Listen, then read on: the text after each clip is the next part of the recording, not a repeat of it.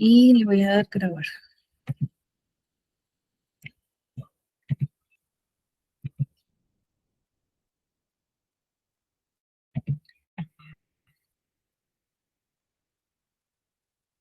Listo, profe. Estamos en vivo.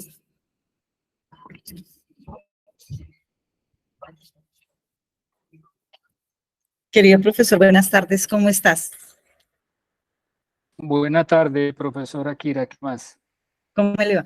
Bueno, vamos entonces a dar formalmente inicio a este espacio académico. Saludamos a las compañeras, compañeros que nos acompañan en el auditorio UNSA 2 del edificio de sede central de la Universidad Pedagógica y Tecnológica de Colombia, a nuestro querido invitado, el profesor Ernesto Hernández de la Universidad del Cauca, de la Facultad de Artes, quien muy amablemente hoy disertará en el espacio que hemos abierto desde nuestro trabajo en el Seminario de Formación Permanente de Profesoras y Profesores de Ciencias Naturales y Educación Ambiental. Se une a la Semana de la Investigación de la Universidad Pedagógica y Tecnológica de Colombia con esta participación en línea en la que esperamos que no solamente nos divirtamos, nos extasiemos con este ejercicio académico, los que nos encontramos en línea esencialmente, sino todas aquellas personas que posteriormente verán esta comunicación y que seguramente también aportará en estas miradas tan relevantes para Latinoamérica en lo referido a los saberes propios. Entonces, me quiero autorizar a presentar de manera muy sencilla, como le gusta a nuestro invitado, su formación académica, de la Universidad UNAD y es doctor de la Universidad del Cauca, doctor en educación. Actualmente tiene varios proyectos en desarrollo y ha publicado precisamente en esta línea de la perspectiva sociocultural de los saberes y de las dimensiones humanas y en las que, como ya lo habían mencionado, esperamos poder aportar. ¿Cómo es la metodología de trabajo para hoy? Entonces tendremos aproximadamente unos 50, 60 minutos para que nuestro querido profesor Ernesto haga su disertación y posteriormente daremos espacio tanto a los asistentes en el auditorio como a los asistentes en línea en nuestro canal de YouTube, a las preguntas, las inquietudes, los cuestionamientos, los comentarios que deseen hacernos en este ejercicio de intervención e interacción con nuestro invitado Ernesto. Entonces, sin más preámbulos, quiero darte ya el espacio, agradecer por supuesto la paciencia a todos y no más. Querido Ernesto, entonces, cuando termines, estaremos atentos aquí para intercambiar contigo nuestras inquietudes, nuestras perspectivas, nuestras preguntas. Entonces, ya el auditorio es tuyo. Te escuchamos. Bueno, gracias, profe Kira. Voy de una vez a compartir pantalla para que entremos en materia.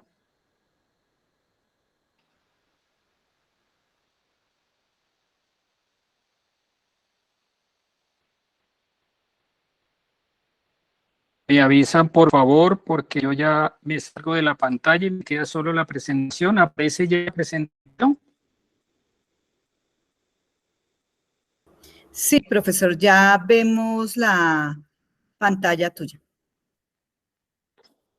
Bueno, entonces, un cordial saludo a todos los asistentes a esta actividad. Primero que todo, agradecer a los organizadores de esta 27ª Jornada Internacional de Investigación Extensión de la UPTC, especialmente al grupo Micran, a las colegas, la profe Kira, al profe Rubén, la profe Yamile, el profe Fernando, Estefani, joven investigadora que nos acompaña en esta actividad.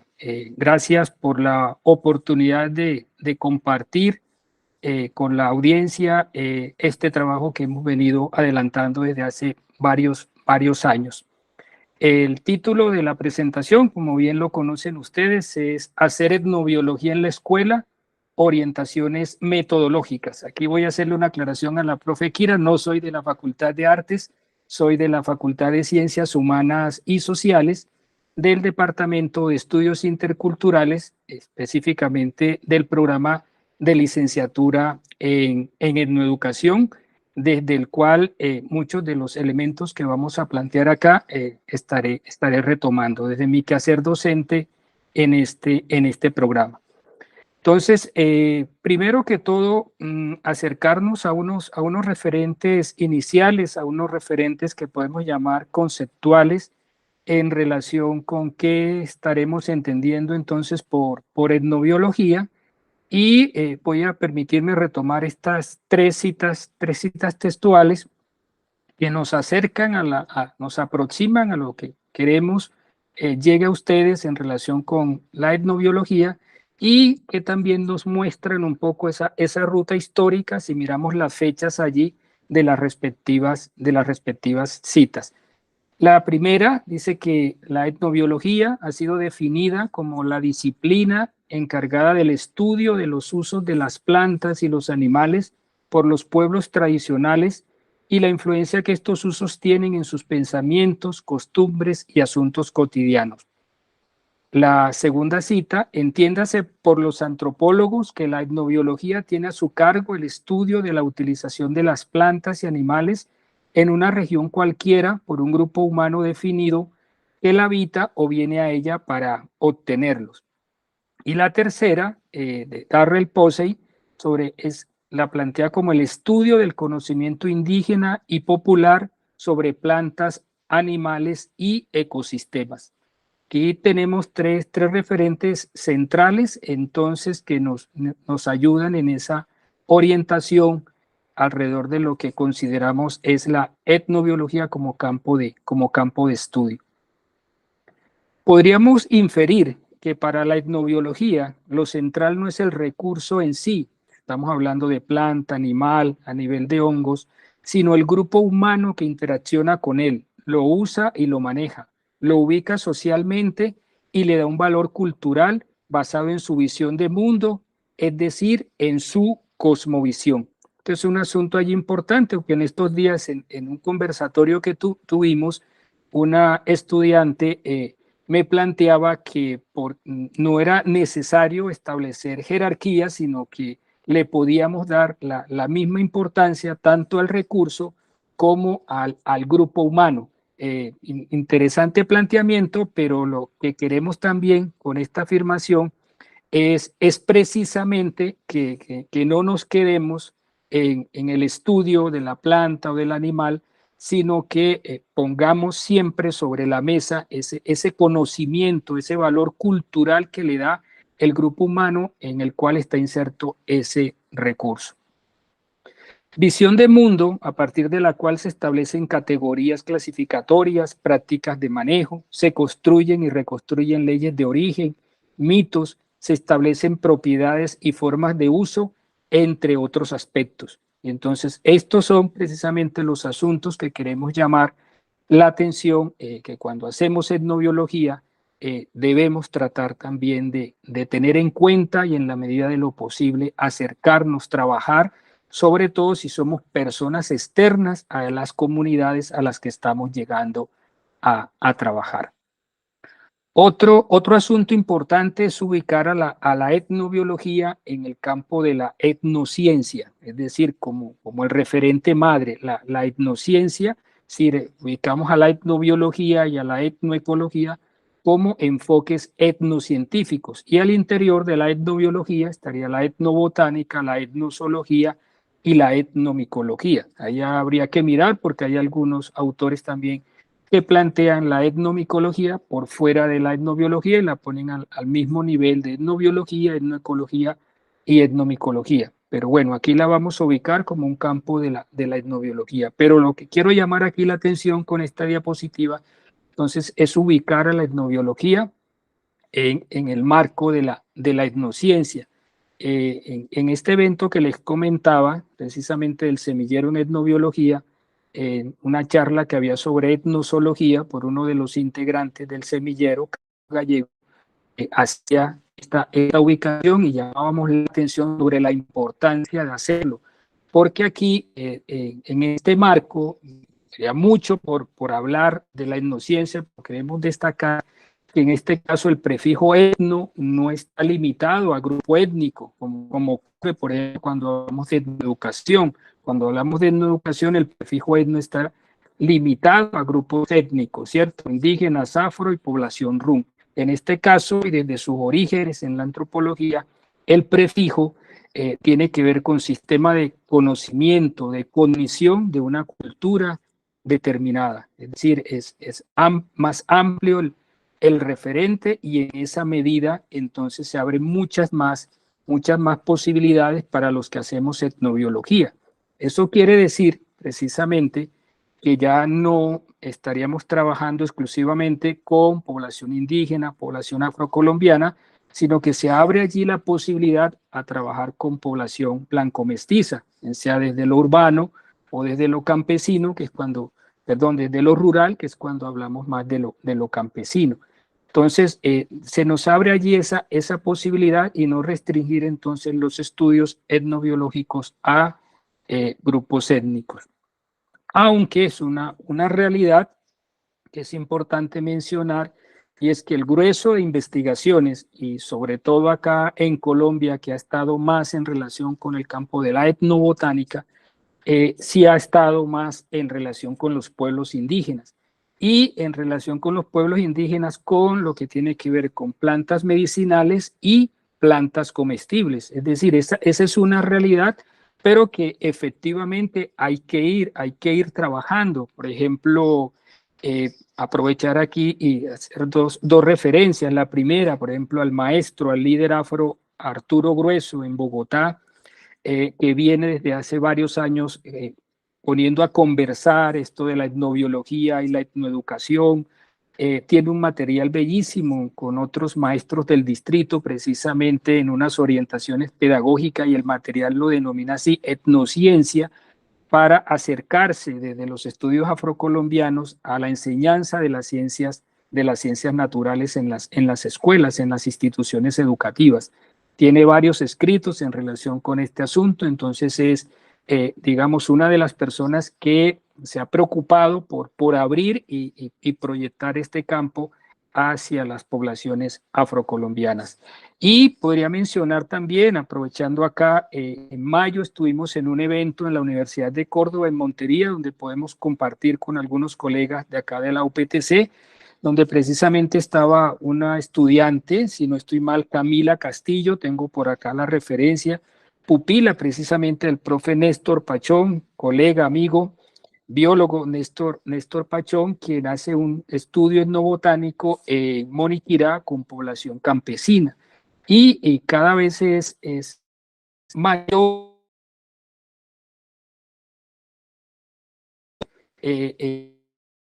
es decir, precisamente haciendo ese desplazamiento, se sigue trabajando de manera fuerte lo indígena, pero cada vez más llega lo afro, cada vez más llega lo campesino, y esperamos en un futuro que cada vez sea más lo urbano en relación con los estudios etnobiológicos. Y precisamente en el marco de estos eventos donde no podemos dar cuenta de estos ejercicios, y que quiero aprovechar aquí también mostrar en estos referentes iniciales para conocer un poco de la historia de la etnobiología en Colombia. Para algunos nos puede sonar un campo nuevo, pero aquí ya llevamos unas décadas de trabajo. Esta foto de la izquierda, por ejemplo, es la carátula de las memorias del primer Congreso Colombiano de Etnobiología, que organiza el INCIBA y el Proyecto Biopacífico en 1995 en la ciudad de Cali. En esos tiempos estaba también, si no estoy mal, terminando una especialización que desde la Universidad del Valle se adelantó en etnobiología. Uno de sus egresados, el colega Germán Escobar, quien ha seguido trabajando, cultivando este campo de la etnobiología, y que indiscutiblemente es uno de los referentes cuando hablamos de etnobiología en Colombia. Tenemos esta que es la portada de la cartilla de resumen del segundo Congreso Colombiano de Etnobiología en Villavicencio, en la Universidad de los Llanos. Este otro evento importante encabeza también liderado por el colega que les decía, Germán Escobar, el primer curso taller Introducción a la etnobiología, la etnobiología como nueva corriente de acción y pensamiento, enfoques y perspectivas en el 2009, también en la ciudad de Cali, y allí se venía en conversa, hubo un evento previo en la costa, porque se venía trabajando en relación con la conformación de la Sociedad Colombiana de Etnobiología, y afortunadamente se constituye en Colombia, y que en estos momentos, esto es un logo que descargué de internet, porque en estos días están, en estos tiempos están en la celebración de su primera década de trabajo. Aquí he estado con un trabajo importante, repito, Germán, está también a quien aprovecho para saludar, que seguramente estará conectado, Álvaro Sepúlveda, y un trabajo importante. Ahorita se nos viene un evento en noviembre en la Universidad del Magdalena, donde tienen una línea de trabajo podríamos llamar en etnozoología, en un congreso de fauna silvestre amazónica, y está liderando uno de los espacios de trabajo esta importante organización, que también es un referente para los que nos queramos acercar o fortalecer alrededor de la temática de la etnobiología en nuestro país. Sociedad Colombiana de Etnobiología, que en conjunto con otras universidades y teniendo como sede la Javeriana de Bogotá, organiza entonces el cuarto Congreso Colombiano de Etnobiología, y en el 2015, aquí en nuestra alma mater, en la ciudad de Popayán, con la Universidad del Cauca, se organiza el quinto Congreso. Es decir, hay un recorrido que nos muestra entonces parte de esa importante trayectoria que se ha venido dando en nuestro país. Y que aquí en la Universidad del Cauca cierra con un asunto pero bien importante, que es la conformación del doctorado en etnobiología. Se denomina doctorado en etnobiología y estudios bioculturales, que arranca en el 2017. De este doctorado tengo la fortuna de ser parte de su primera corte, uno de sus primeros egresados de este doctorado, que recoge buena parte entonces de esa trayectoria que como Unicauca, como Suroccidente, en cabeza de la profesora Olga Lucía Sanabria Diago, desde un campo más como es en relación con la etnobotánica, que es el campo que se venía trabajando fuerte y que ahorita se amplía más con el doctorado hacia la etnobiología y los estudios bioculturales.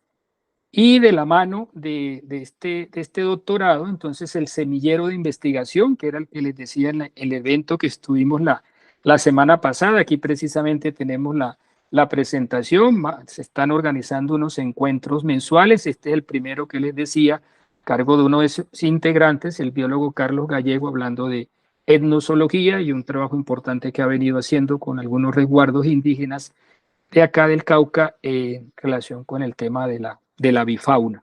Entonces son elementos allí que muestran esa trayectoria y que nos ha permitido también, por ejemplo, que quiero aprovechar aquí un trabajo importante que viene adelantando un colega de la Universidad del Quindío, del programa de biología, el profe Carlos Alberto Agudelo, quien desde hace varios semestres organiza una electiva en etnobiología. Algunos colegas, no solo de Colombia, sino de otros países, acompañamos esta importante iniciativa, y todos los semestres, estas son imágenes del primer semestre del 2023, donde tuve la oportunidad de participar de manera presencial con el tema que yo trabajo, en el que acompaño al profe Carlos Alberto. Las otras oportunidades ha sido virtual, y ellos programan una salida con los estudiantes acá al Cauca. Estamos en Guambía, en el municipio de Silvia, visitando la Casa Payán, que es un espacio que muestra todo el tema de la visión, de la cosmovisión del pueblo Misak.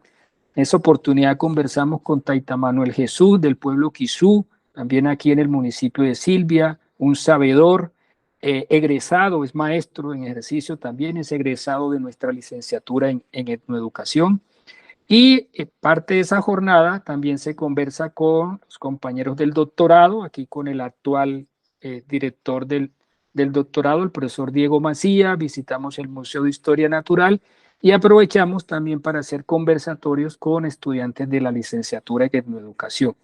Entonces, es una manera también de hacer, de proyectar este campo tan importante como lo es la etnobiología y que muy seguramente en otros espacios académicos se hace, pero que tenemos la fortuna también de acompañar, así como aprovecho y también planteo en estos momentos, estamos conversando con un equipo de profesores de la Universidad del Magdalena, en cabeza de la profe Liliana Ojeda, que están pensando la creación de un programa de pregrado en etnobiología desde la Universidad del Magdalena para el Caribe, pensada para el Caribe colombiano. Entonces son asuntos allí que esta trayectoria también nos permite acompañar y bueno, serán como unos referentes allí que igual forman parte de esa hacer etnobiología en la escuela, entendiendo escuela en una ámbito mucho más amplio, ¿no? Pero que bueno, eh, respondiendo más al título en relación con esas orientaciones metodológicas, conversar, eh, eh, muchos de ustedes lo vendrán haciendo, entonces la idea es ponerlos aquí sobre la mesa para fortalecerlos. Habrá personas que se están acercando, pero bueno, para esto son los espacios. Yo sé que en la UPTC hay un equipo importante, ya lo mencioné, el profe Néstor Pachón, está el profe Meyer también, que incluso es de una de las cortes del doctorado, él es profe de la UPTC, pero es, si no estoy mal, de la segunda, tercera corte del doctorado acá en etnobiología de Unicauca, y bueno, el equipo, el profe Manuel Galvis, y el equipo del grupo MICRAN, que acompaña también a estudiantes en esta línea. Entonces, ahorita lo vamos a hacer en relación con una experiencia y en un trabajo directo que hemos podido tener y que aprovechamos entonces en el marco de esas orientaciones metodológicas para hacer esa invitación. Ya hablábamos en esos referentes iniciales, entonces que hay que ir un poco más allá del recurso y acercarnos a esa visión de mundo del grupo humano con el que uno está interactuando. Y por eso una invitación entonces a acercarnos a esos seres entre reales y no reales que construyen todas las sociedades, al pensamiento mítico, entendiendo el mito como historia verdadera, ejemplar, con una función social que interprete el orden y el sentido de la vida, acercarnos a los sitios sagrados y no sagrados. Entonces, en esa medida, y nosotros sabemos, y muy en relación con el tema, por ejemplo, de las ciencias naturales, pero que son asuntos que nosotros nos podemos acercar desde las ciencias sociales, desde el lenguaje, es decir, podemos hacer allí un trabajo interdisciplinario a nivel de nuestras instituciones educativas y trabajar estos asuntos. O sea, el duende, cuando se habla del duende, de la madremonte, de la patasola, por ejemplo, en el Pacífico, especialmente en el Pacífico afro del Riviel. Entonces son estos personajes que están muy en relación precisamente con esos sitios sagrados, con esos sitios que desde nuestra disciplina, más de lo ambiental, desde lo ecológico, podríamos plantear allí como con cierto interés ecológico ambiental y que definitivamente se van a constituir en eso, en referentes para la conservación y para la protección de estos lugares. Por ejemplo, si el duende se aparece, pues está cerca de los nacimientos de agua, pues las personas evitan acercarse a estos lugares. O si lo hacen con las medidas, haciendo la ritualidad que se debe hacer para poder llegar a estos y precisamente entonces no encontrarse con algunos de estos como el duende, repito, la madremonte, la patasola, que sabemos están presentes en casi todas las poblaciones de nuestro territorio y otras como las que referenciamos acá, que la llorona, que la viuda, el mismo diablo, en fin, y que se pueden recoger, como les decía, desde áreas como el lenguaje, no solamente de las ciencias naturales, sino también desde el lenguaje, en el marco de eso que llamamos la tradición oral.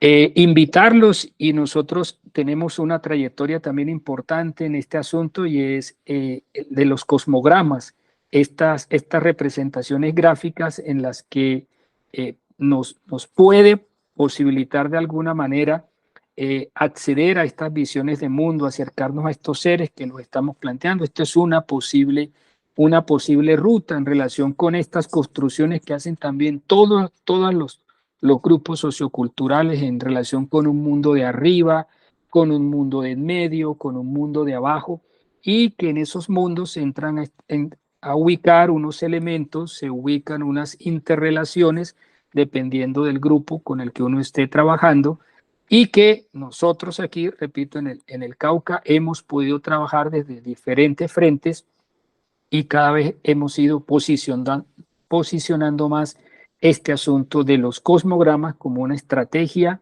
metodológica, como una estrategia pedagógica, como me lo planteó una colega en el departamento, para acercarnos a esa visión de mundo de los pueblos. Y aprovecho aquí que estoy hablando de los cosmogramas para conectarlo con algo que ocurrió el año pasado en un taller que teníamos con el proyecto Verde Vivo de la Corporación Manantial en Rosso, en el Valle del Cauca.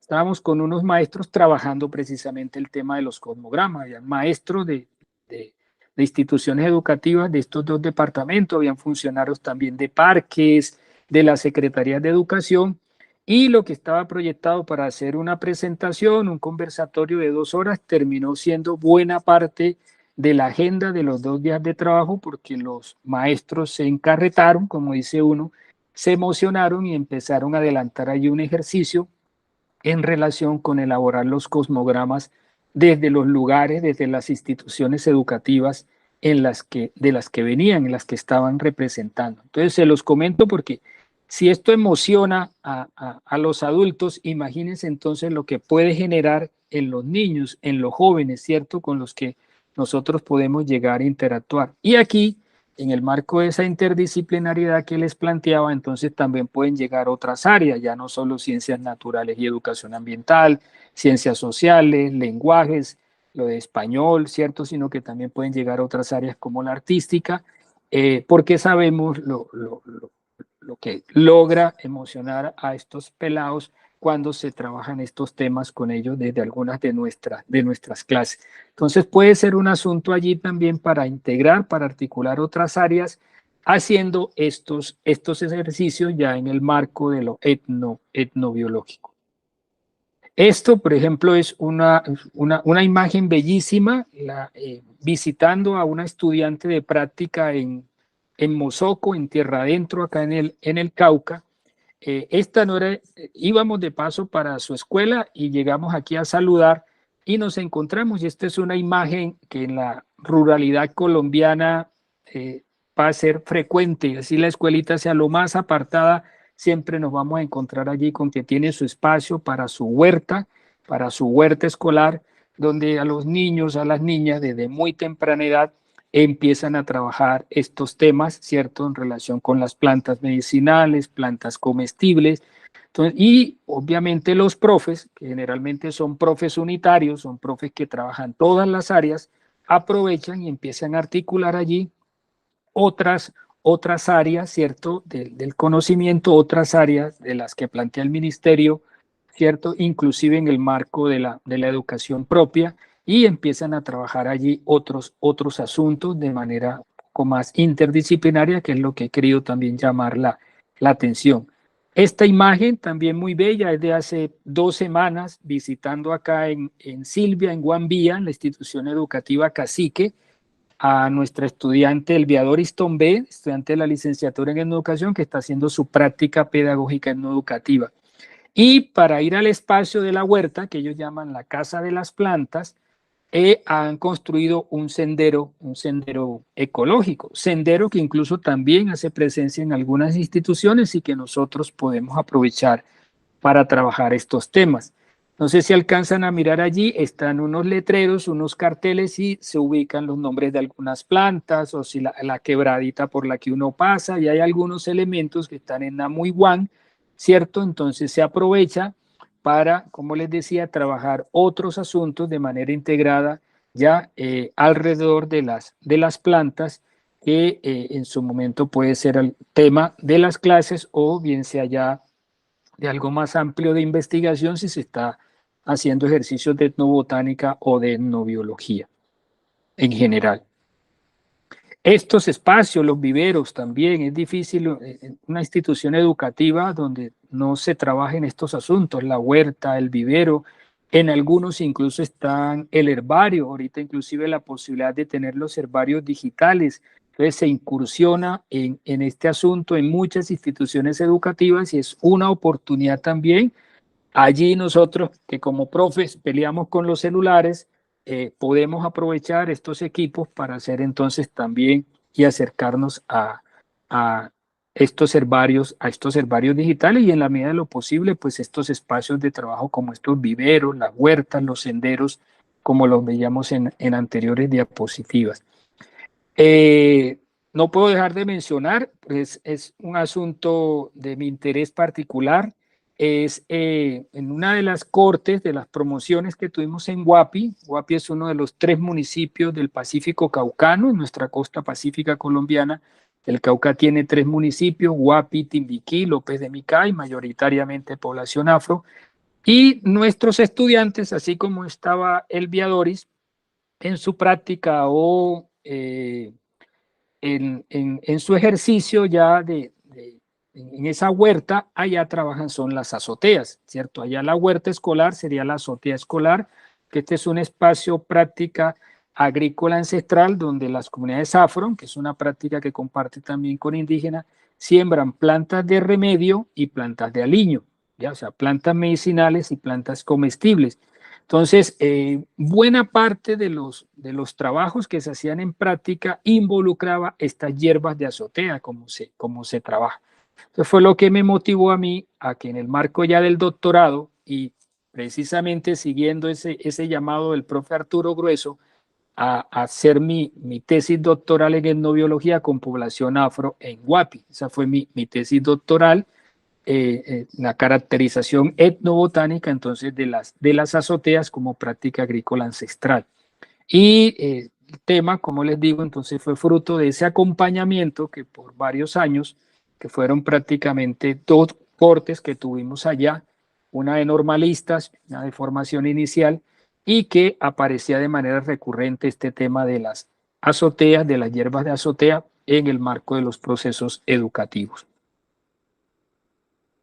Y obviamente si empezamos a trabajar allí plantas comestibles, plantas medicinales, estas temáticas, el llamado es ese. Entonces necesariamente hay que trabajar. Entonces, si yo estoy con plantas medicinales, debo llegar a acercarme a esos sabedores, ¿cierto? Aquí tenemos imágenes de acá de nuestro Cauca, el jaipana, de los Eperara Siapidara, el Tehuala de la población Nasa, los curanderos Yanacuna, los curanderos Afro, el Pisimarovi Misak, estos sabedores y toda la ritualidad alrededor de si está poniendo mesa el jaipana o si está haciendo un refrescamiento o una limpieza el médico Misak o el médico Nasa.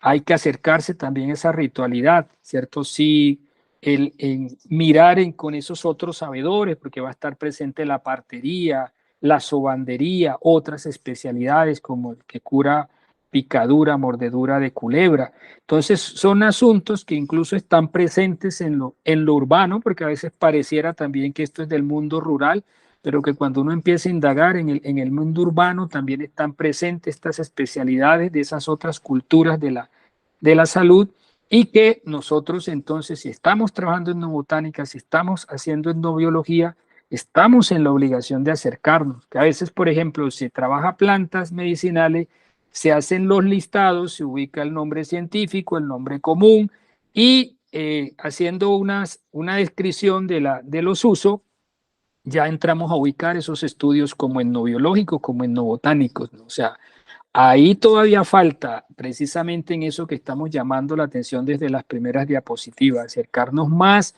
a esa visión de mundo, a qué tiene que ver esa planta esas plantas con estos sabedores en el marco de esas culturas de salud, qué tiene que ver con esos mundos de arriba, de medio y de abajo, qué tiene que ver con esos seres como el duende, como la patasola, ¿cierto? Hay que empezar. Los sistemas de clasificaciones locales, habla de plantas frescas, de plantas frías, de plantas calientes, las clasificaciones locales para el tema también de las enfermedades. Entonces, todo eso tenemos que adentrarnos si efectivamente nos queremos acercar a estudios etnobiológicos en el buen sentido de la palabra.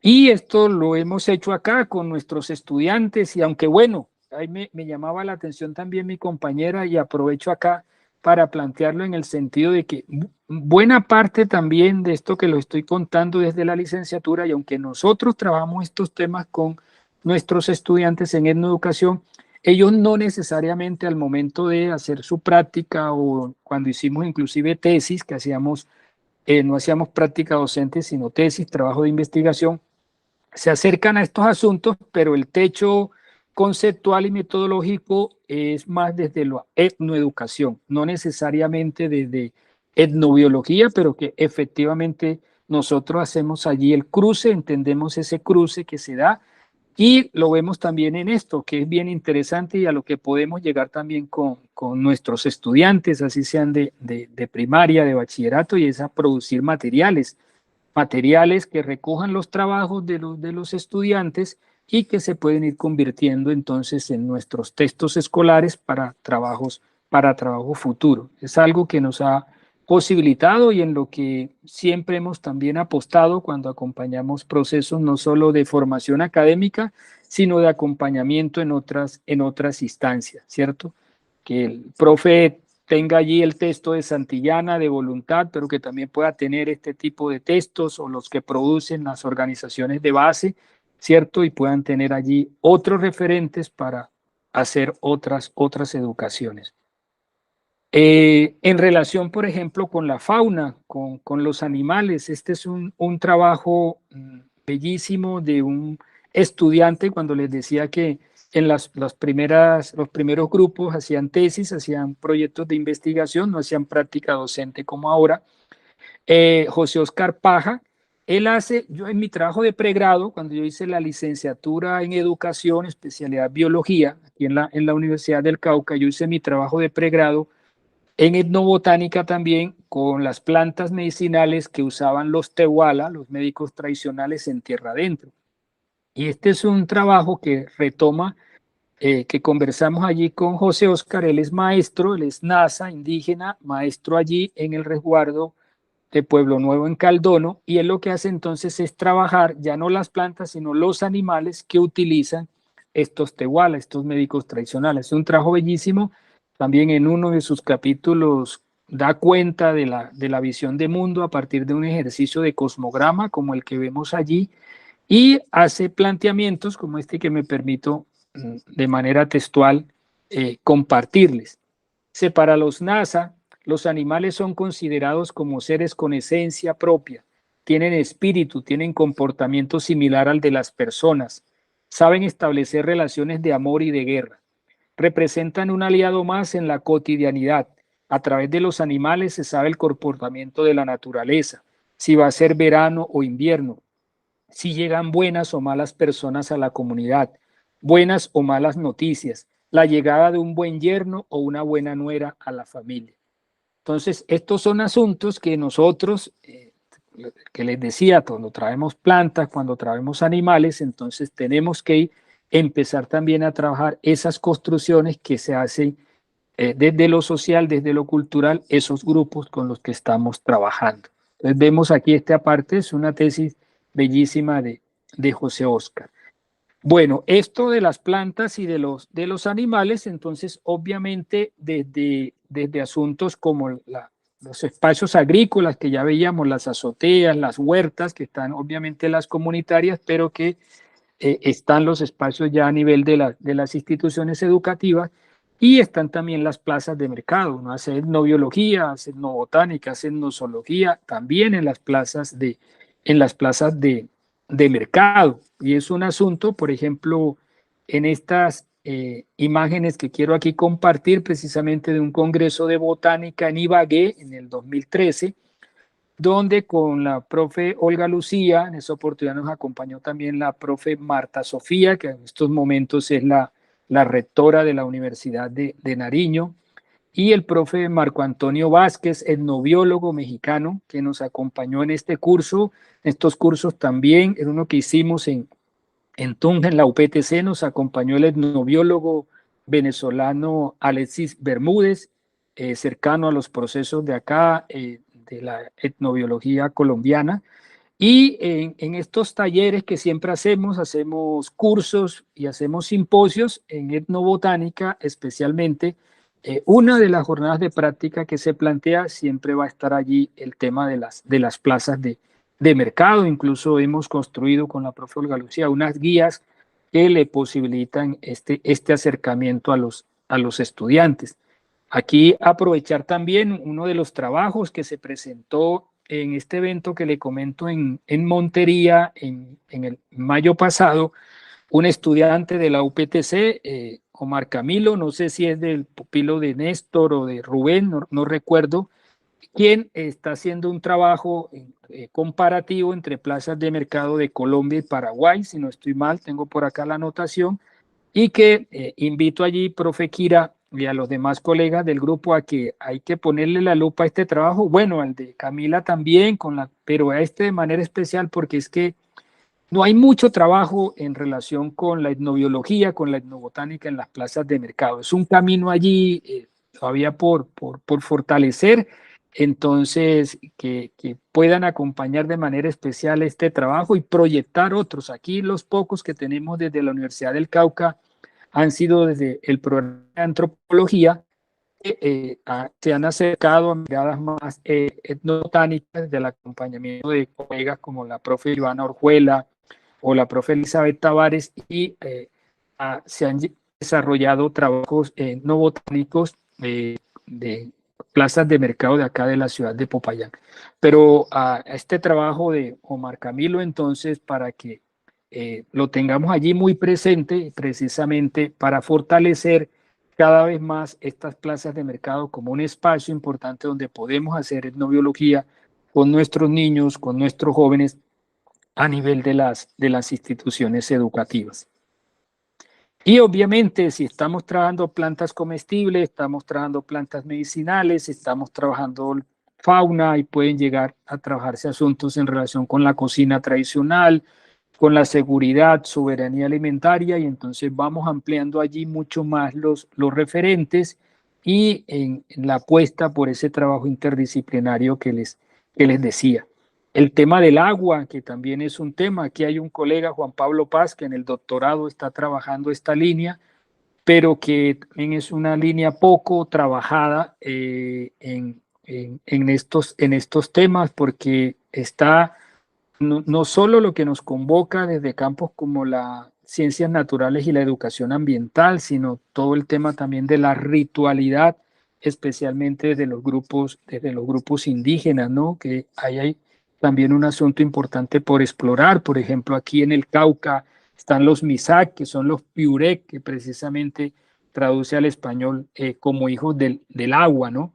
Entonces, de la unión de dos lagunas sale la ley de origen, se construye la ley de origen de este pueblo, que es uno de los grupos indígenas de acá del Cauca. Entonces hay un asunto allí que también podemos incursionar, también podemos entrar a trabajar. El tema de los astros, el tema, por ejemplo, de la luna, estas plantas, y nosotros trabajamos a nivel de huertas, ¿cierto?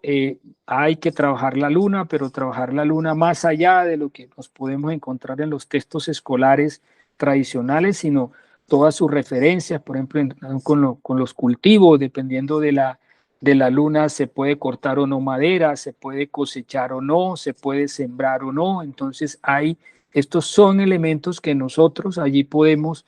Hay trabajos que apuestan por unos calendarios agrícolas, agroecológicos culturales, que son también unas representaciones, así como los cosmogramas, que nos pueden recrear mucho de este relacionamiento de las plantas, de los mismos animales con la luna y con sus fases. Por ejemplo, en el Pacífico, acá en nuestro Pacífico caucano y colombiano en general, el tema de las fases de la luna y todo lo que tiene que ver con las mareas y el movimiento, el desplazamiento a veces depende entonces de estos flujos de marea, de estas pujas, de estas quiebras, entonces es un factor importante y que efectivamente nos puede permitir a nosotros desde el ejercicio docente, como les decía, tratar de tocar estos temas en relación con algunos asuntos de nuestro quehacer como profes, ¿cierto? Se nos quedamos en enseñar de la luna como el satélite, como les decía, natural y sus fases, pero por ejemplo aquí y en el Cauca está la comunidad de Perara Siapidara, que la luna es Tachinave, que es su diosa, incluso tiene una representante que es la mayordoma, la cacica, acá en la tierra, en este mundo. Entonces, por ejemplo, esto nos lo permite que cuando estemos haciendo clases con nuestros niños, con nuestros jóvenes, empezar a tocar desde la etnobiología, desde la etnobotánica, desde la etnozoología, estos temas. Por ejemplo, por ahí he estado en estos días conversando con un profe Gonzalo, doctorante de la distrital, del doctorado en educación interinstitucional, bajo la dirección de la maestra Adela Molina, viene en un proyecto bien bonito, bien interesante sobre esto. Él llama arcoastronomía, arcoetnoastronomía, astronomías culturales, y es precisamente ese acercamiento. Si ya existe la preocupación porque no se enseña astronomía formal, mucho más porque no se enseñan estas otras maneras de ver ese cielo, esos astros, y retomar asuntos como los que les estoy planteando yo en este momento. Entonces, bueno, habría mucho allí, entonces, por explorar, por trabajar. Por ejemplo, en relación con el arco iris, se trabaja el arco iris como fenómeno físico, nunca como fenómeno cultural. Aquí en comunidades indígenas del Cauca, por ejemplo, los hay macho y hembra. Pueden existir hasta 7 clases dependiendo de sus colores. Aquí, por ejemplo, la comunidad Misad no habla de arco iris, sino de aro iris. Y puede enfermar a los niños pequeños con algo que llama el miado de arco. Puede inclusive embarazar a una mujer si no se tienen los cuidados, si no se hacen los rituales que los mayores o los sabedores recomiendan. Entonces, mire que son asuntos que en el marco de estos estudios etnobiológicos podemos empezar a indagar en relación con nuestras culturas, con las culturas que hacen presencia en nuestras aulas, pero también con las que hacen presencia en nuestras regiones y en Colombia, o por qué no en América en general, ¿no? Que bastante falta nos hacen en nuestras clases. Y bueno, ya para ir cerrando esta diapositiva, y habría mucho por contarles, pero bueno, también para manejar un tiempo y no cansarlos y poder pasar a las preguntas. Esto es lo que hemos venido haciendo como Universidad del Cauca. No es un ejercicio personal, aquí le está dando cuenta Ernesto Hernández, pero que esto involucra mucha más gente. Están 2 facultades de nuestra universidad: la Facultad de Ciencias Humanas y Sociales y la Facultad de Educación, que acá se denomina Facultad de Ciencias Naturales Exactas y de la Educación. Desde la de Humanas, pues mi programa, el programa de licenciatura en Etnoeducación, en el que yo trabajo, pero también está el programa de Antropología, ya les decía, con colegas como la profesora Elizabeth Tavares, pero especialmente Joana Orjuela, quien es inclusive una de las mentoras del semillero de etnobiología, es también compañera de corte en el doctorado en etnobiología, y que generalmente al interior del programa de antropología oferta unos cursos en etnociencia para antropólogos, ¿ya? Y desde la FADNET, obviamente, todo un trabajo, especialmente en cabeza de la profesora Galocia Sanabria, que ya lo mencionaba, el programa de biología, el semillero en etnobiología, el grupo GELA, que es el grupo de etnobotánicos latinoamericanos, y pues obviamente el doctorado, ¿no? Que cada vez se van a ir articulando mucho más estos procesos. Y está un grupo también, que es el grupo GEIN, también articulado a la Facultad de Educación, lo coordina el profesor William García, Grupo de Educación Indígena y Multicultural, desde que yo hace varios años, mis primeros acercamientos a comunidades indígenas fue a través de este grupo, precisamente trabajando el tema de cómo se enseñaba ciencias naturales. Les estoy hablando ya hace más de 30 años, que fueron los primeros proyectos que pudimos hacer con un equipo de profes que nos acompañaban en ese momento, así como están ahorita también en los grupos de investigación, los colegas que desde la UPTC he mencionado y de otras universidades que sabemos acompañan también a estos semilleros, a estos estudiantes para que en unos pocos años, porque ustedes sí no se gastarían tantos años, puedan estar entonces trabajando o retomando estos asuntos y hacer allí el respectivo relevo generacional y que en el caso que nos convoca en este conversada, en este encuentro, es pensando en entonces una mejor, o no sé si llamarlo así, o otra enseñanza de las ciencias naturales, más acorde con los territorios, que encarrete más a los niños y a los jóvenes, y esto nos los puede posibilitar el hacer etnobiología. Aquí fuimos trabajando de hacer etnobiología a nivel comunitario, pero la apuesta es también hacer etnobiología a nivel más allí local en nuestras instituciones con nuestros niños, nuestras niñas, nuestros jóvenes. Y están todas las posibilidades. Aquí tenemos un recorrido importante en la del Cauca, pero sabemos que hay otras universidades, otros equipos también aportándole a este importante campo.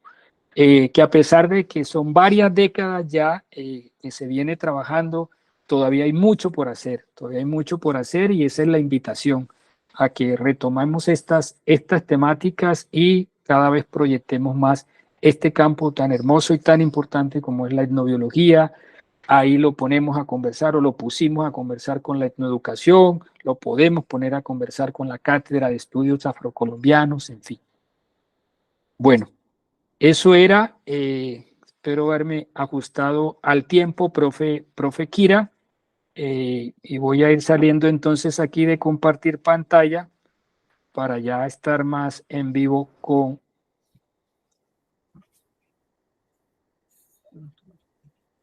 Querido profesor Ernesto, muchísimas gracias por tu intervención. Creo que has abierto una panorámica para muchos de los que estamos acá y tanto presencialmente como en línea.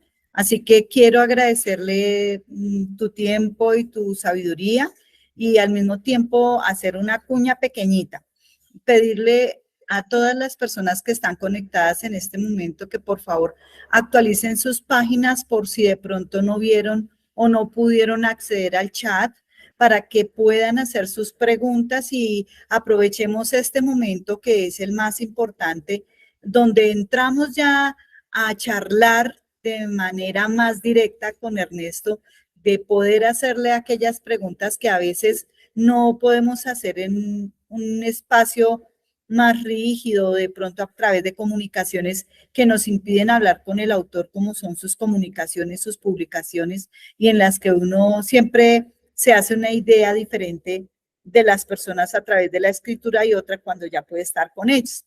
Entonces, en primer lugar, decirte que Omar es uno de mis asesorados con el profesor Manuel Galvis, y estamos trabajando con otro estudiante bueno, con el que nace esta propuesta de hacer el comparativo entre Paraguay y las plazas de Tunja. Entonces, es muy afortunado para nosotros escucharte hoy y tenerte allí en ese espacio. Entonces, tú planteas durante toda la charla algo que personalmente me cuestiona y al mismo tiempo me alegra porque es hablar de traspasar la frontera física de la escuela tal como nos la han enseñado en los últimos siglos, de pensar en cómo estos discursos que van emergiendo a propósito de darle una enunciación diferente a las cosas, no porque ellas no existan, sino porque resignificarlas también implica trabajar desde otros lugares de enunciación, desde lo cultural, ¿no? Y a eso que le hemos denominado aula viva, aula abierta, esa otra educación como tú la mencionabas y que es donde quiero poner el acento, porque ¿qué valor, qué importancia tendría para el campo atribuirle ese posicionamiento epistemológico de la otredad al trabajo en la etnobotánica, ¿no? En tanto que hemos aprendido y hemos entrado en la dinámica de la escuela occidentalizada, donde nos dicen cómo debemos hacer las cosas, cómo debemos decirlas, cómo debemos titularlas, y en este ejercicio de salvaguardar la cultura, que es una de las responsabilidades de todo colombiano, según la Constitución Nacional, todos somos salvaguardas culturales. Entonces, ¿cómo podemos darle también el lugar que se merece a las prácticas culturales que no son occidentalizadas, que son latinoamericanas? En el caso de lo que tú mencionas, de este espacio que planteaste como etnociencia y en el que ingresa la etnobotánica y con ella la etnoecología, las otras etno que tú mencionas y esa precisión que haces de lo etno como un posicionamiento epistemológico del conocimiento y no como una enunciación del objeto o de unas comunidades en específico. Entonces, en ese sentido, la pregunta, la repito, ¿no? Es qué valor tiene el discurso y sus posicionamientos epistemológicos a través del término de la otredad. Para, mientras tanto, ir recogiendo las preguntas del auditorio y aquellas que puedan surgir en el chat. Te escuchamos. Bueno, este es un asunto que aquí hay un colega que es especialista en el tema, un colega acá del departamento, el profe Adolfo Albán, de quien algo hemos aprendido en relación con estos temas. Espero poder acercarme a la respuesta desde este referente. Porque es precisamente lo que queremos o es la invitación que siempre hacemos a que estos campos como la etnobiología puedan llegar esos otros conocimientos, o como diría este colega, estos conocimientos otros, ¿cierto? Y que circulen al mismo nivel que circulan estos conocimientos que se han construido desde ese mundo científico, ¿cierto? Y que no sean negados, no sean invisibilizados. Y es precisamente, y es lo que nos permite, o es la fortuna que tenemos nosotros acá desde programas como el de licenciatura en etnoeducación, porque es precisamente el campo que nos convoca en nuestro programa de formación, es eso, ¿no? Acercar a los maestros a que en su quehacer docente tengan que establecer ese diálogo, ¿cierto?, entre lo que generalmente ha circulado desde ese mundo científico y lo que va a circular en el marco de lo cultural y de lo local. Con una importante ventaja que también nos lo facilita nuestro programa, y es que entonces tenemos estudiantes que son miembros de estas comunidades, es decir, que no son personas externas que están llegando a ejercer, ¿cierto?, su rol de liderazgo o de docencia en estos espacios, sino que están allí y forman parte de esa cultura. Entonces, es un elemento allí que se suma y, por ejemplo, ahorita, inclusive desde las organizaciones, se está tomando inclusive distancia frente a la etnoeducación, se está hablando más del tema de la educación propia, y precisamente está en este marco de estas apuestas, ¿no? A cada vez tomar más distancia en el marco de la oficialidad. Ellos vienen construyendo lo del SISPI, el Sistema Educativo, el CEID, el Sistema Educativo Indígena Propio. El SISPI es lo que tiene que ver con el tema de la salud propia también. El CEID, que vienen precisamente en el posicionamiento cada vez más entonces de esta otredad, como la llama la profe Kira. Entonces, claro, nosotros lo que hacemos antes es, desde el campo, nosotros tenemos aquí, por ejemplo, de las líneas culturas, territorio y naturaleza, en el que desde campos afines a lo que podríamos llamar desde la línea de ciencias naturales o ciencias naturales y educación ambiental, retomar algunas de estas apuestas cercanas como la etnobiología en el marco de la etnociencia para poder establecer entonces eso que algunos llaman también el diálogo de saberes. Esa es la apuesta y obviamente eso en procesos como los nuestros se facilita, pero sabemos que el camino es un poco más complicado, más no imposible, hay que hacerlo en otros procesos de licenciatura o de formación de maestros o de formación en general, ¿no? No sé, profe, si con eso respondo a su inquietud. Lo importante es ir charlando. Luisa Fernanda Calero, Calero, Calero, que está aquí con nosotros de la licenciatura en filosofía, hace la siguiente pregunta. ¿Cómo la etnobiología fomenta el cuidado del yo y el otro en el mundo contemporáneo?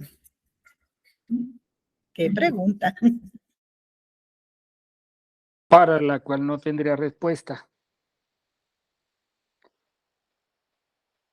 Aquí nos estamos riendo un poco de que decía, lo tiró a matar.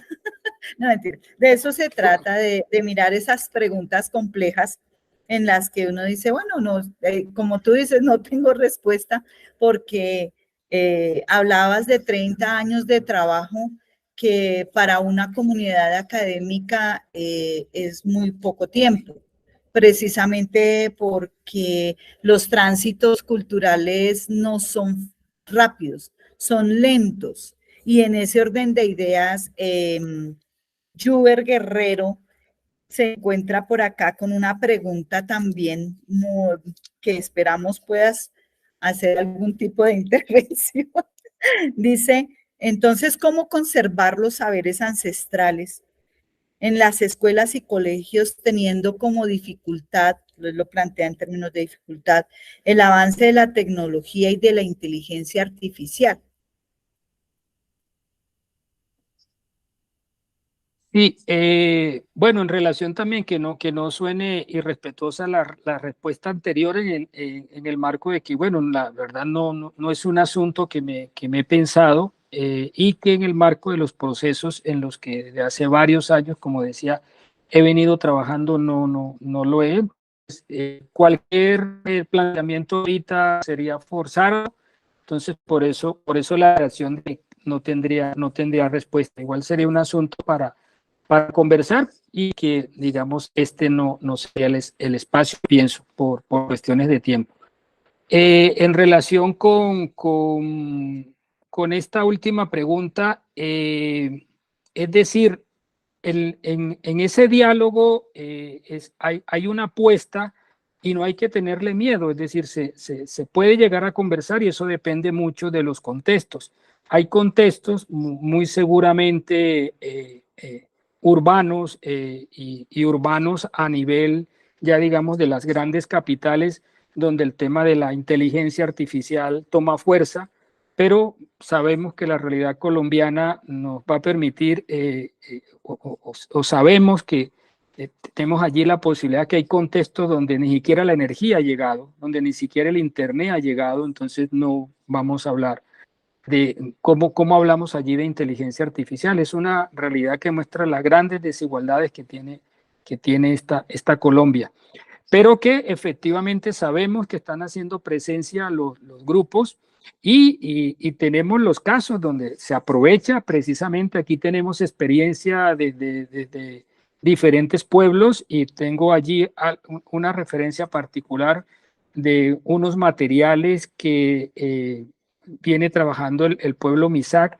en relación con esto de los que algunos llaman las tecnologías, el tema de las TIC, y cómo a través de estos materiales multimedias pueden empezar a trabajar allí elementos en relación con el idioma y en relación con asuntos de la cultura, de esta ancestralidad, ¿cierto? Y que desde el computador y desde los celulares, que ya se presencia también en algunas más, en otras menos, y cómo se puede aprovechar también esta tecnología. Entonces, hay experiencias que han utilizado esto en beneficio, ¿cierto? Así como uno en estos ejercicios también hace el planteamiento frente a la escuela, esa escuela como la planteamos, esa escuela de las cuatro paredes, la escuela como la tenemos desde el mundo occidental, si tuvo la fuerza para en muchos procesos invisibilizar esos conocimientos propios, esa ancestralidad, pues efectivamente la podemos utilizar también para revertir esa situación, es decir, para fortalecer. Entonces, eso mismo también estaría el tema de las tecnologías y todo este tema de la inteligencia artificial, y muy seguramente, porque ya hay casos donde ha llegado, se ha sabido aprovechar, y esperemos que eso acontezca entonces en otros escenarios.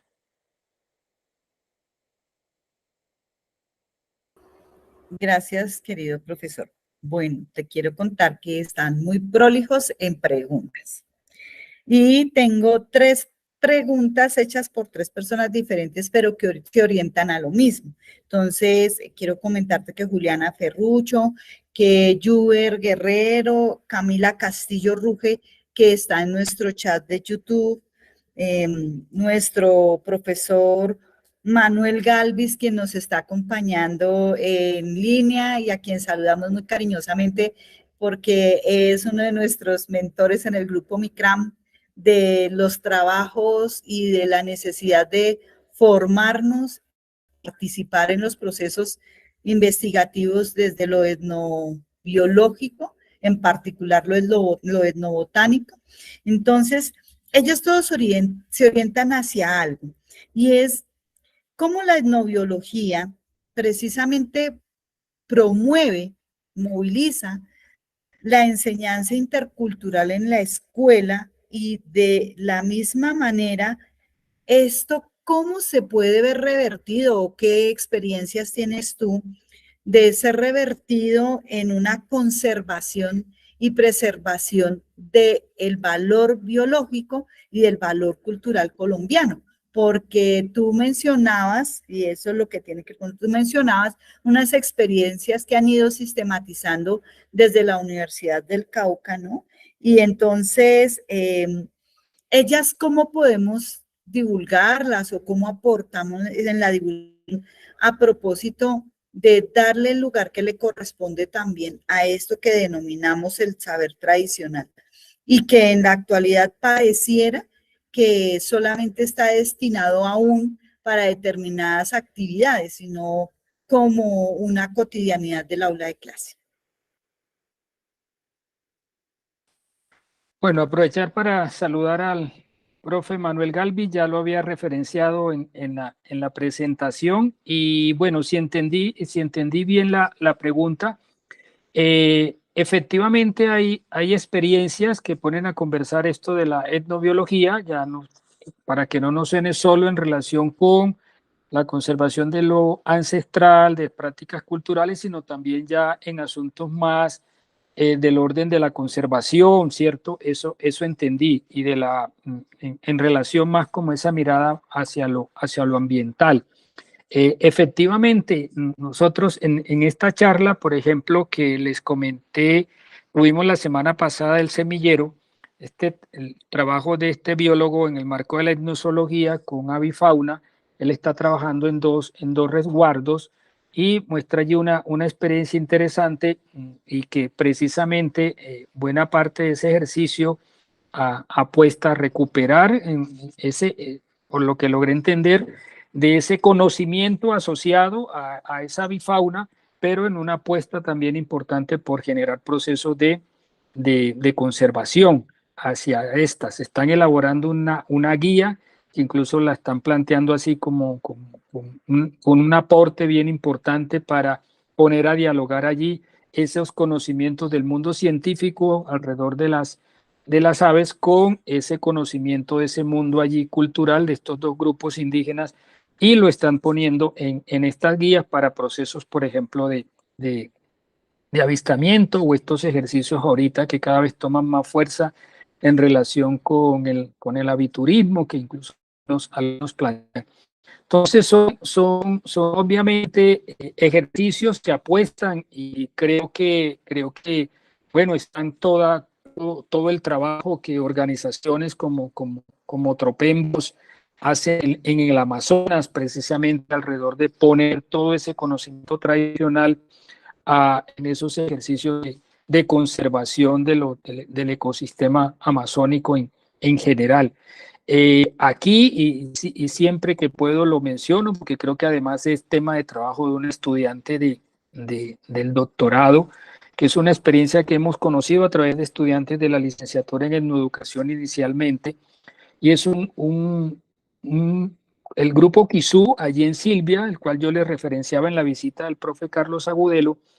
Ellos tenían una laguna sagrada que en uno de sus historias de origen, de sus mitos de origen, está relacionada con esa laguna, con la laguna de Quisgó, de Quizú, y en el proceso de desplazamiento de estas comunidades por los terratenientes, esta laguna se seca y se convierte en potrero, ¿ya?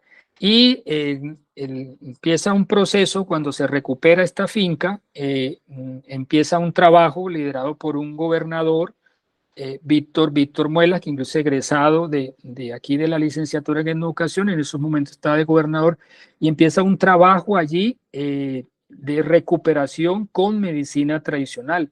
Y en estos momentos la laguna tiene prácticamente el cuerpo de agua que tuvo en su momento, ha recuperado parte de ese ecosistema, entonces estaría en el marco de lo que uno podría llamar de restauración ecológica, de lo que Occidente llamaríamos restauración ecológica, y el trabajo ha sido única y exclusivamente con medicina tradicional. Entonces, obviamente está allí la recuperación de un sitio sagrado y de poder allí recrear nuevamente este mito de origen, pero está detrás también todo el tema de la recuperación de un sitio de interés ecológico ambiental para este resguardo, para esta comunidad, y así se plantea con la fauna que ya también empieza a llegar allí, sobre todo aves en relación con este cuerpo de agua. Entonces, es decir, no se quedan en el conversar, en el fortalecer lo tradicional, sino como también muchas de estas prácticas se revierten. Por ejemplo, cuando yo les decía, el ribiel se le aparece al que anda por ahí pescando de más, ¿cierto? En el Pacífico, y lo enreda y lo hace perder y le devuelve el camino al día siguiente, pero no, es decir, es una práctica cultural, pero que afecta, que tiene que ver con un manejo inadecuado del recurso. Entonces, si usted está manejando, si usted está pescando dentro de los límites, nunca se le va a aparecer el ribiel. Entonces, mire cómo cruzamos allí asuntos desde este marco de la etnociencia, de la etnobiología, y que perfectamente los podemos llevar o trabajar desde nuestras instituciones educativas. Espero, profe, Kira, haberme acercado.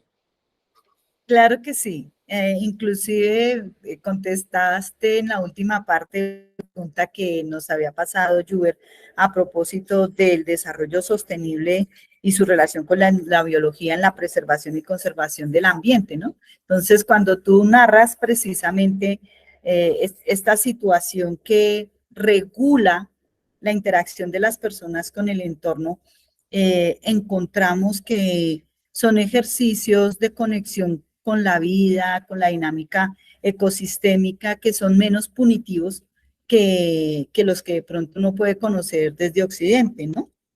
Y eso es lo lindo porque te da otro significado de la relación tuya con el entorno, con los otros seres vivos, contigo mismo, ¿no? Y inclusive leía acá una anotación a propósito de la preocupación que tiene Sharon sobre cómo se puede respetar y preservar el conocimiento tradicional relacionado con las plantas que se transmiten a través de los mitos y las leyendas, ya que estos relatos se les atribuye culturalmente un grado de falsedad. Entonces, tú establecías que unas posibilidades era el trabajo a través de lo que nosotros en Occidente denominamos mitos y leyendas. Para ellos creo que esa no es su referencia, porque es una dinámica de cómo es su visión cosmogónica del mundo, ¿no? Tiene otra denominación, otra conexión con el saber. Entonces, no sé, ¿podrías, por favor, ampliarnos un poco al respecto? ¿Cómo aporta el trabajo desde la etnobiología allí? Bueno, porque es precisamente y en el marco de esa otredad con la que usted arrancaba, es decir, desde Occidente y desde la cultura y desde ese mundo científico, es la negación, es la invisibilización a estos saberes, ¿no? Es todo este asunto, por ejemplo, en relación con estos mitos, pero por eso decía en una de las diapositivas, el mito como historia verdadera y como soporte de una ritualidad y de prácticas cotidianas de vida. Eso lo constituye en estos grupos y que se ha ido perdiendo en otros y en otros espacios, vuelvo y repito, se entra a invisibilizar, entra a negar.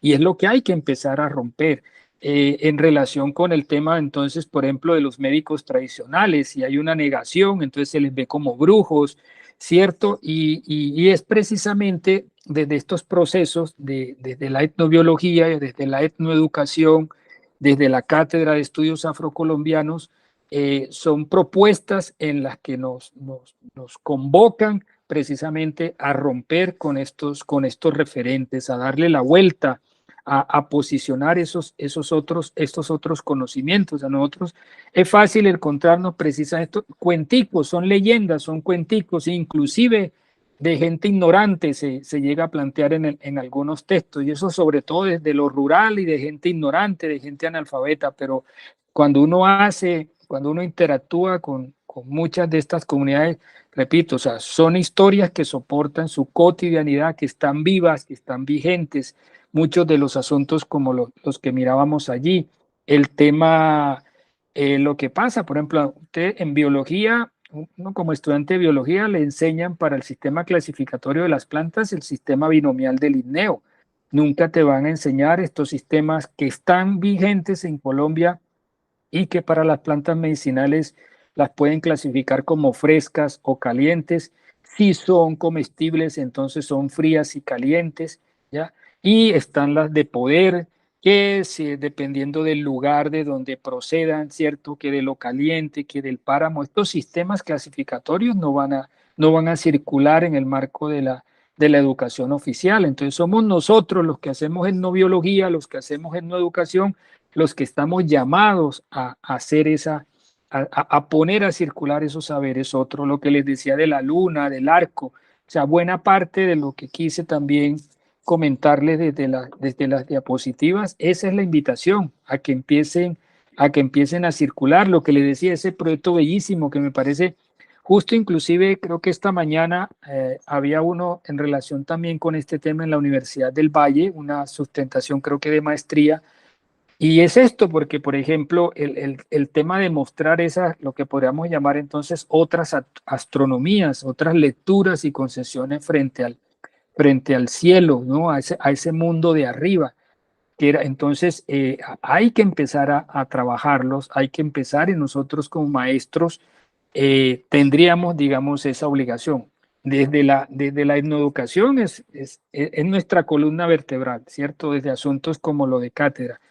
Y el listado va a crecer, no solamente es en relación con los mitos, con las historias, con lo que llaman leyendas, sino el listado crece y con muchos más asuntos, inclusive hasta desde lo cultural, desde los idiomas, desde las lenguas, ¿cierto? Que hay una, una negación precisamente, bueno, de esto también hay referentes más desde lo teórico que tampoco los quiero traer aquí en el marco de este conversatorio.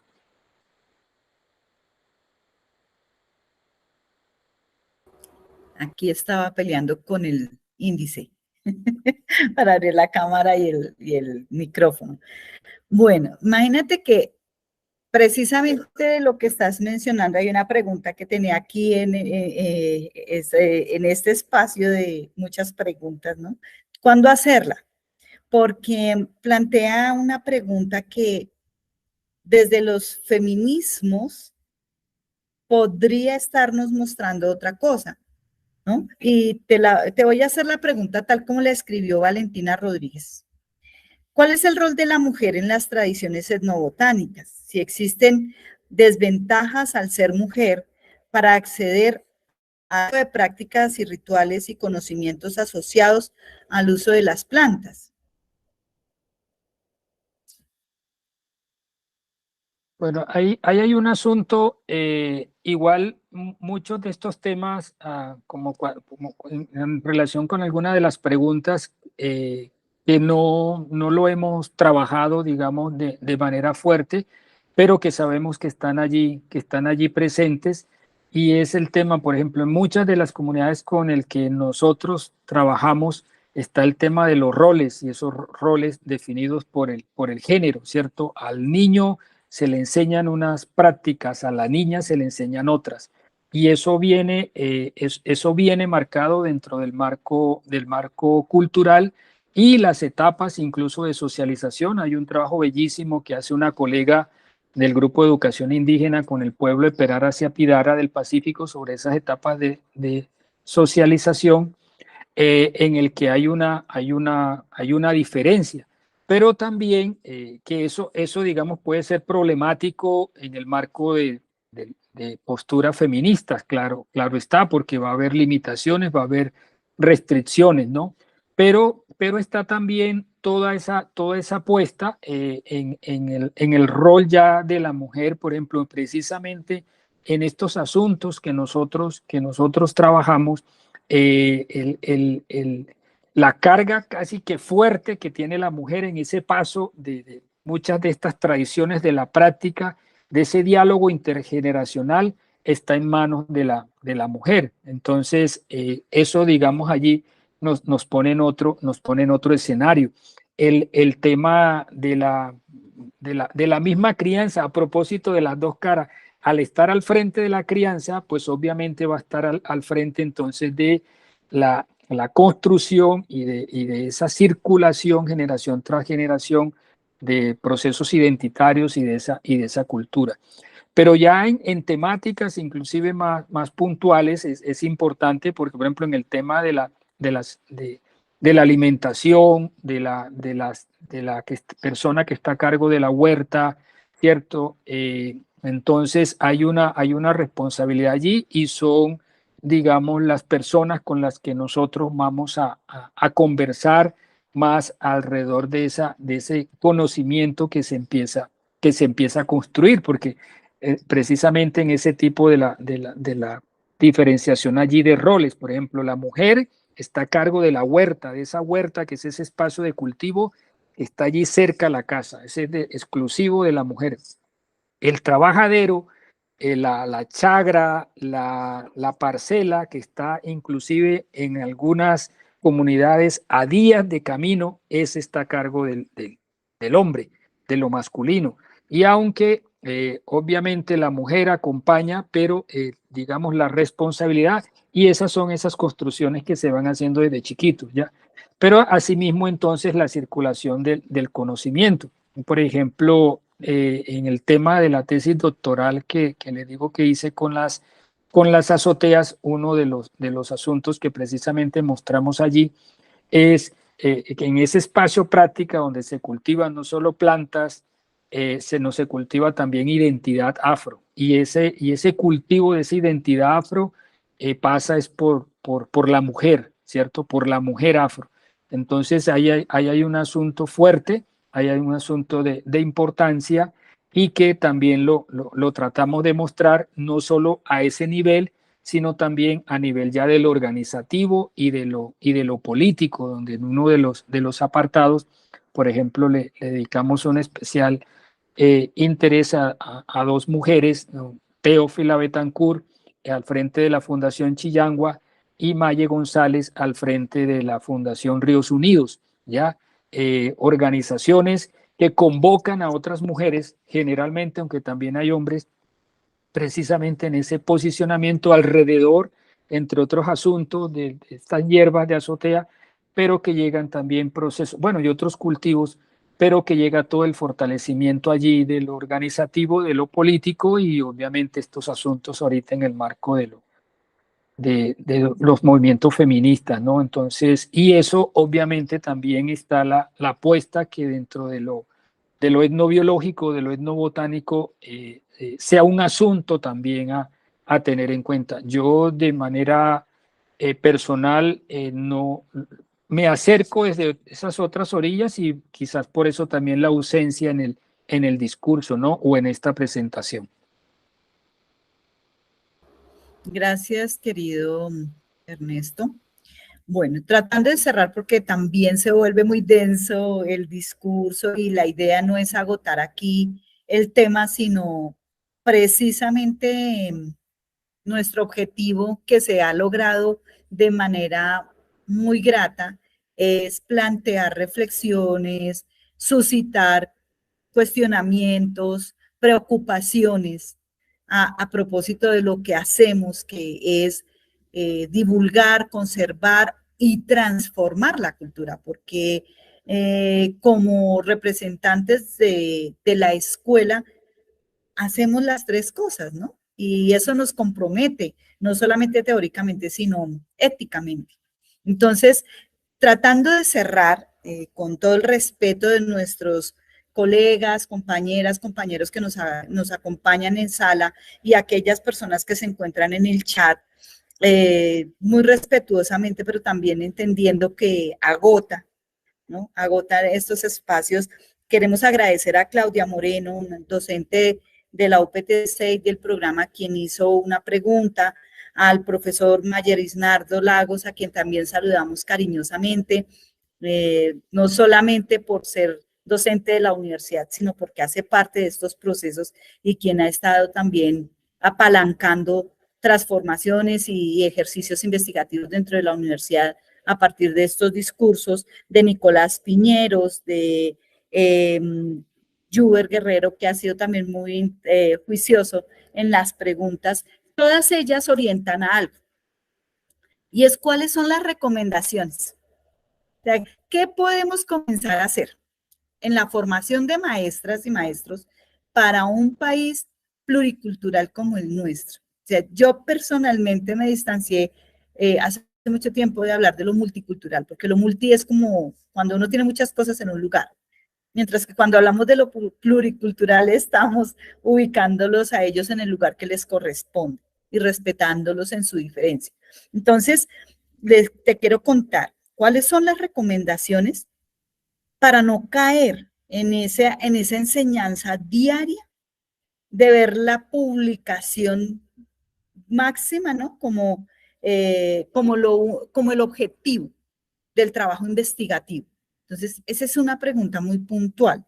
La otra precisamente es, ¿cuáles son esas recomendaciones para la formación de maestros?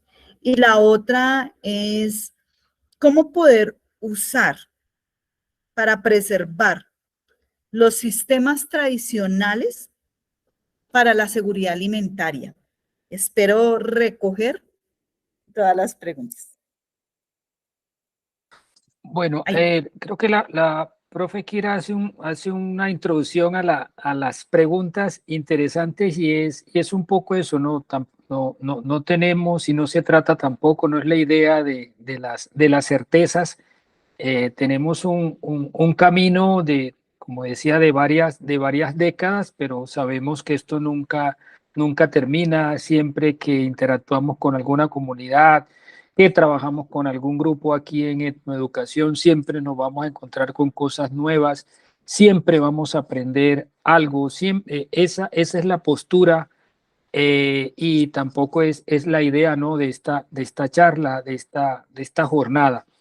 Igual recordarle, la próxima semana voy a estar en la UPTC, ya vamos a estar allá en un panel con unos colegas, con un colega brasilero y con un colega de Mozambique, trabajando en un panel algunos de estos asuntos en el marco de la etnoeducación, la memoria biocultural, y que podemos seguir conversando. Pero que es importante, ¿no? La idea era como compartir un camino que también, y sí de manera personal, siempre que puedo lo digo, lo hemos tratado de hacer más desde el hacer, más desde el trabajo con la gente. No hemos tenido las preocupaciones por las publicaciones, ni esa es nuestra apuesta.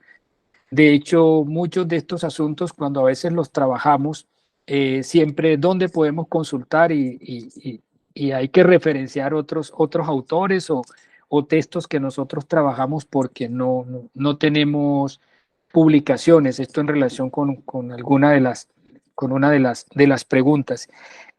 Obviamente sabemos que el mundo académico cada vez se mete más en eso y bueno, igual son apuestas y si ya, pues esperemos que lo hagan de la manera más ética y más horizontal y siempre dando el valor de la palabra al que se lo merece, ¿no? Y a la gente de la comunidad y no en ese marco como a veces que todavía desafortunadamente se sigue trabajando de denominarlos inclusive de informantes. Bueno, lo otro en relación con el tema de la soberanía, creo que era uno de los asuntos que se plantean allí. Es importante, por ejemplo, aquí retomo, vuelvo y conecto el tema, por ejemplo, de las azoteas en el Pacífico, donde a través de estas plantas, especialmente de aliño, eh, forman parte, digamos, de esa cocina tradicional del Pacífico, que ya estaba siendo inundada por estos condimentos que venían de afuera, porque se estaba perdiendo ese cultivo, esa tradición de los cultivos de las hierbas de azotea. Entonces, a través de estos procesos organizativos y de estas mujeres como las que les mencioné y de otras, ¿cierto? Como Esneda en Quiroga, y en el mismo contexto de Huapi, se empiezan a liderar estos procesos y se empieza entonces a recuperar y ya no hay preparación en el marco de la cocina tradicional que no tenga este famoso atao, que es donde está el orégano, la chillangua, el poleo, ¿cierto? Para condimentar estos ricos platos de la cocina tradicional afro. Y eso pasa en otros contextos. El tema, por ejemplo, de los custodios de semilla, donde el grupo, por ejemplo, el semillero de investigación, la profesora Olga Lucía, desde el grupo GELA, por ejemplo, acompañaron un proceso importante en Puracé, con comunidad indígena en Puracé, y está una experiencia que tuvimos la oportunidad de conocer desde otros ejercicios, como son los custodios de semillas, que vienen trabajando en otros frentes en el país, y es precisamente conservar esas semillas que ya por diferentes procesos ya no se encontraban, ¿cierto? Y entonces ya llegaban estas variedades más introducidas, que porque crecen más rápido, que porque no les caen plagas, ¿cierto? No hablemos de transgénicos, sino más de estas semillas modificadas y que precisamente estas semillas, más desde lo tradicional, desde lo local, se están perdiendo y empieza allí además ese bonito nombre de custodios. Entonces, muchos de estos trabajos, ¿cierto? Trabajos que se han hecho aquí también, por ejemplo, con el frijol cacha, y desde las organizaciones, aquí por ejemplo el CRIC, el Consejo Regional Indígena del Cauca, que es una de las organizaciones fuertes en el país, y desde sus procesos con sus comunidades, desde sus diferentes frentes, sobre todo desde el marco de la salud, trabajan mucho también en esto de lo que en Occidente entonces llamamos más seguridad, soberanía alimentaria, pero muchas de las apuestas, lo poco y mucho que podamos hacer desde la etnobiología, desde la etnobotánica, seguro que van a repercutir en este marco de la seguridad, de la soberanía, de las cocinas tradicionales. No hablemos de gastronomía, hablemos de cocinas tradicionales. Y bueno, creo que la última era en el tema de las recomendaciones es, si nosotros estamos en el marco más de un contexto occidental, en un marco de formación de maestros y de maestras desde el occidental, donde lo que circula es lo oficial, donde los textos a trabajar desde las 9 áreas obligatorias y fundamentales son los de Santillana, los de voluntad, pues hay que empezar a ponerlos a dialogar con otra bibliografía. La invitación, no tanto recomendación, la invitación es acercarnos a procesos etnoeducativos, acercarnos a materiales como este que le digo yo que plantea el profe Arturo Grueso y otro equipo de maestros para hacer etnociencia, para enseñar de otra manera ciencias naturales en el distrito, pero que puede ser aplicado para todo el país y retomar, está centrado allí en el conocimiento afro, ¿no? Entonces, los mismos lineamientos de cátedra de estudios afrocolombianos, experiencias a nivel del campo de la etnoeducación, es decir, hay que empezar entonces a acercarnos a estas otras lecturas, a estos otros, conocer otras experiencias pedagógicas que en el marco de este diálogo de saberes nos pueden aportar. ¿cierto? Esa sería como más que una recomendación, más que todo una invitación y a romper fronteras y a que cada vez, digamos, podamos tener ese equilibrio epistémico que podrían llamar algunos y no estar allí en esa colonialidad del saber que generalmente está presente y que lo conecto ahorita con lo que preguntaban en relación con esto de las mitos y leyendas en el marco de que son cuenticos y de la falsedad. Como les decía, hay mucho por hacer y la etnobiología, la etnoeducación pueden ser herramientas que nos pueden ayudar. Eso sería entonces, profe Kira. A ti muchísimas gracias. Queremos, de verdad, creo que merecen un aplauso, por favor, el aplauso para nuestro invitado.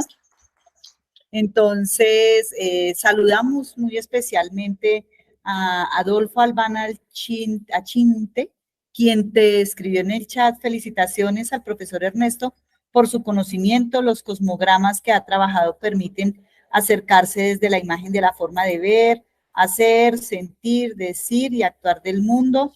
De Mayer Isnardo Lagos, quien dice cordial saludo especial al profesor Ernesto, planteamientos fundamentales en nuestras escuelas, con pensamientos muy positivistas y el poder de ver en otros el pensamiento y los paradigmas. La recomendación para no caer en lo que nos enseñan a diario las ciencias y ver las publicaciones que ya habíamos mencionado allí. A todos nuestros asistentes, muchísimas gracias, tanto los que se encuentran en sala con nosotros como aquellos que están en el chat. A ti, Ernesto, por atender a esta invitación y de verdad que nos dejas con la expectativa de verte en vivo y en directo en la próxima semana en el marco del Congreso de Pedagogía de la Facultad de Educación de la Universidad. Entonces, sin más que decir, mil gracias y aquí estaremos. Por supuesto, charlaremos más extendido con las preguntas que guardaremos también para ti, porque creemos que eso es también lo que nos anima a continuar. No, antes a ustedes, gracias por la invitación, por la posibilidad de estos espacios, dar a conocer el trabajo que tenemos y aprovechar. Precisamente el profe Adolfo Albán es colega de acá del Departamento de Estudios Interculturales y era el que referenciaba yo como alguien que ha venido trabajando seriamente el tema de la otredad, de los estudios decoloniales, es bastante conocido no solo acá en Colombia, sino a nivel latinoamericano. Y al profe Mayer ya lo había referenciado, saludado también, es colega de acá del doctorado, de una de las cortes del doctorado en etnobiología, que tuvimos la oportunidad de conocernos en otros espacios allá en la UPTC y que sabemos con ustedes, con el equipo, al profe Néstor, al profe Néstor Pachón, al profe, con quien el que nos conocemos desde hace muchos años cuando teníamos la ANEC, la Asociación Nacional de Estudiantes de Ciencias Biológicas, y ahorita ustedes, profe Kira, la profe Yamile Pedraza, profe Rubén, con el que empezamos a caminar ahora también desde otros frentes y que espero podamos seguir haciéndolo. Entonces nos vemos en una semana en Tunja. Así será. Hasta pronto y buenas tardes.